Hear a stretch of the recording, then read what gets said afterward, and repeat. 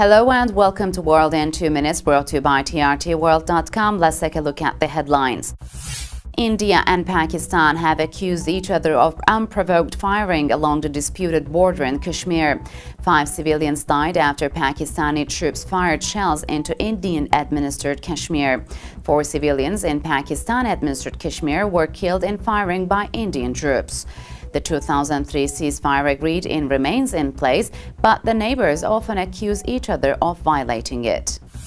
Now let's move over to China, where the dengue virus has killed 6 people and infected more than 23,000 in southern China's worst outbreak of the mosquito-transmitted disease in about 2 decades.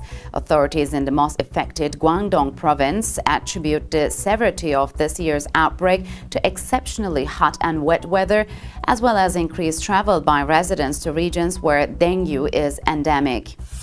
Our next story takes us to Japan, where Chief Cabinet Secretary Yoshihide Suga said Tokyo police are investigating the possibility that a Japanese student tried to travel to Syria to join ISIS. Suga did not elaborate, but the Ashami Shimbun Daily said police questioned the 26-year-old man about plans to go to Syria to join ISIS as a fighter.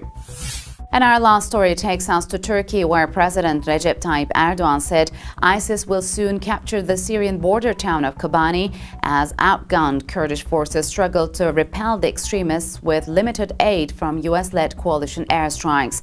ISIS fighters using tanks and heavy weapons taken from captured army bases in Iraq and Syria have been defeating Kurdish forces in the town of Kobani for days. Since the extremists' offensive began in mid-September, more than 400 people have been killed in the fighting. And that's it for this hour's edition of World in 2 Minutes. See you in 2 hours with more stories. Goodbye.